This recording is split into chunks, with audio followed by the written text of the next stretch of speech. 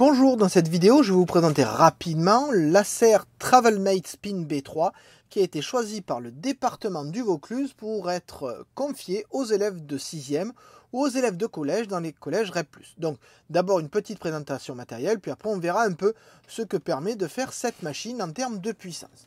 Alors pour ce qui est de faire le tour du propriétaire, tout d'abord je vais vous montrer sa connectivité, notamment sur le bord ici. Vous avez donc une connectivité assez complète quand même, puisque là, vous avez l'alimentation. Ensuite, vous avez un port HDMI 1.2. Ici, vous avez un port USB 3 que j'utilise pour relier un enregistreur audio. Ici, vous avez un lecteur de carte micro SD. Ici, vous avez un port USB-C. Et vous avez ici, qui permet de charger aussi d'ailleurs, et vous avez ici un port réseau, un port Ethernet. De l'autre côté, voilà. Vous avez donc le fameux verrou Kensington qui permet de bloquer les PC si on veut les bloquer. Ici encore un port USB 3. Ici un port jack 3,5 qui est multi-support, c'est-à-dire qu'il peut faire aussi bien casque que micro, ou micro-casque d'ailleurs. Ici le bouton d'alimentation mise en veille. Et ici une place pour le stylet que le département a choisi de ne pas prendre comme option.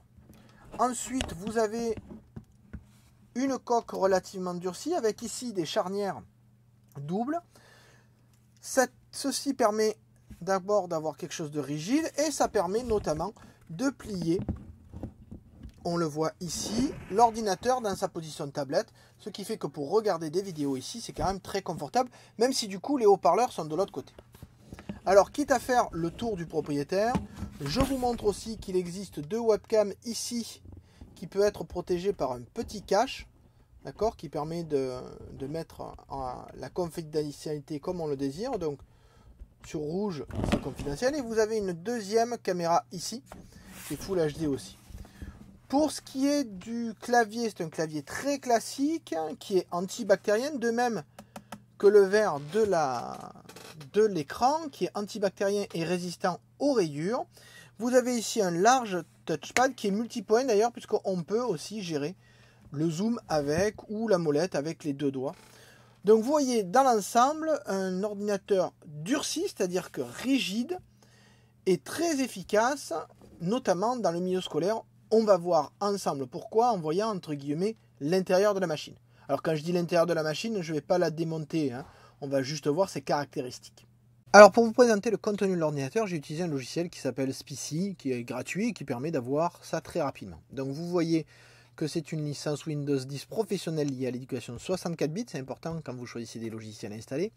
C'est un Intel Celeron à 1 Go 1, donc c'est l'avant-dernier processeur chez Intel en termes de puissance. Il y a 4 Go de RAM, une carte mère inconnue pour moi, et pour le graphique, vous avez en fait un processeur Intel qui est intégré à la carte mère, donc pas de carte graphique dédiée. Pour le stockage, vous avez 116 Go de disque dur en SSD, donc rapide, pas de disque optique. Et enfin, tout ce qui est audio est lié à un chipset Realtek. Donc, on peut avoir bien évidemment plus de précision, mais je pense que déjà, là, c'est pas mal. On va juste voir en termes de puissance ce que permet cette machine. Alors, pour tester la machine, je vais utiliser un logiciel qui s'appelle User Benchmark, qui permet d'avoir une idée de la puissance de la machine. Alors, bien évidemment, je ne vais pas faire le benchmark en même temps que l'enregistrement, parce que ça fausserait les résultats. Vous voyez à quoi ressemble le logiciel. On se retrouve à la fin des tests, lorsqu'il a fait la page, disons, qui regroupe tous les résultats. Donc on se retrouve pour les résultats. Alors le problème, c'est que comme il n'a pas pu tester le disque dur pour une raison que j'ignore, il me met incomplet. Bon, vous allez voir quand même que pour le PC statut, ça va.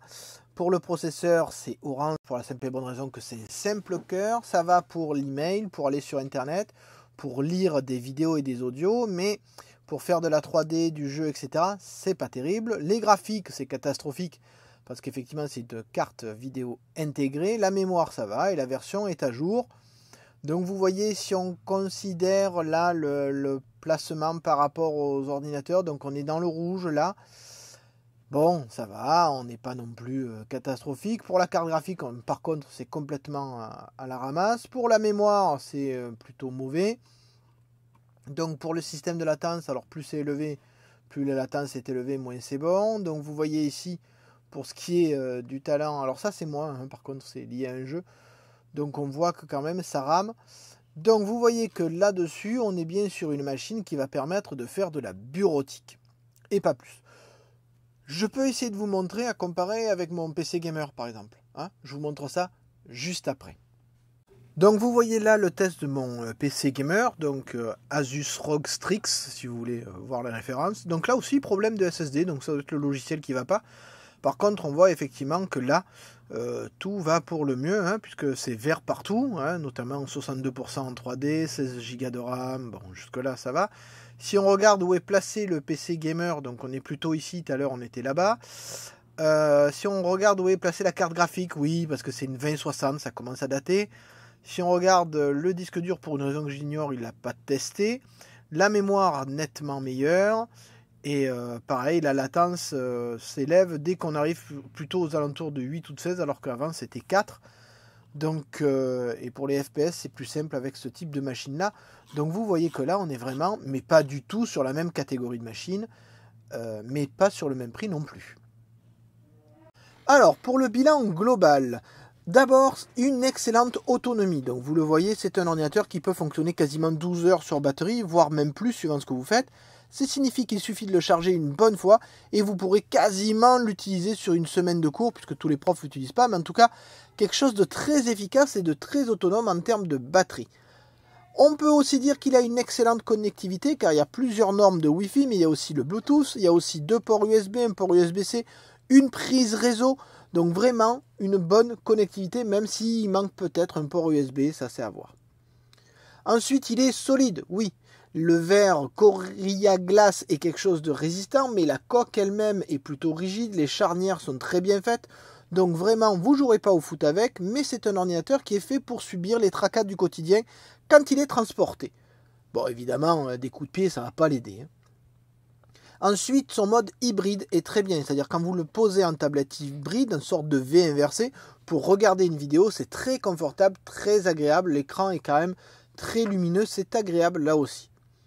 Et enfin, il est suffisant largement pour des tâches courantes. Maintenant, dans les points négatifs, il faut quand même admettre qu'il est peu puissant. Il n'y a qu'à voir les artefacts qui apparaissent là quand je fais défiler les diapositives. Il est peu puissant, n'espérez pas ouvrir un navigateur avec 15 onglets, plus un traitement de texte, plus un logiciel pour faire de la retouche d'image, plus lancer des vidéos ou avoir du son en même temps. Non, il est vraiment pas fait pour ça. De plus, il n'y a pas de stylet. C'est vraiment dommage d'avoir un ordinateur tablette sans stylet, surtout que sur le côté, on a l'impression qu'il y en a un, n'essayez pas de l'arracher, c'est un cache qui est collé. Donc il faut vraiment essayer d'éviter de faire ça, ça fait des dégâts. Il a des touches fonctions qui sont pas très pratiques. Effectivement, j'ai vu beaucoup d'élèves qui s'amusent à passer sur l'ordinateur de leur voisin et d'appuyer sur F7, enfin sur la touche F7, ce qui éteint l'écran, ce qui est globalement est assez casse-pied quand ils n'appuient pas sur F1 qui met en veille l'ordinateur. Donc si on pouvait désactiver ça facilement sans passer par le BIOS, ça se fait, mais c'est pas simple. Enfin, quelques ordinateurs ont aussi des soucis de connexion, c'est-à-dire les ordinateurs ont des problèmes pour se connecter au Wi-Fi du département. Alors ça, je sais bien que c'est pas lié à l'ordinateur, mais c'est quand même un point à souligner si jamais ça arrive. J'espère que cette petite présentation du matériel vous a aidé à y voir un peu plus clair. Surtout, n'hésitez pas à aller voir les autres vidéos qui vous présentent les possibilités de cette machine. Allez, je vous dis bon travail. Alors, juste pour information, toutes les captations et tous les montages sont faits sur cette machine, pour montrer que c'est possible quand même.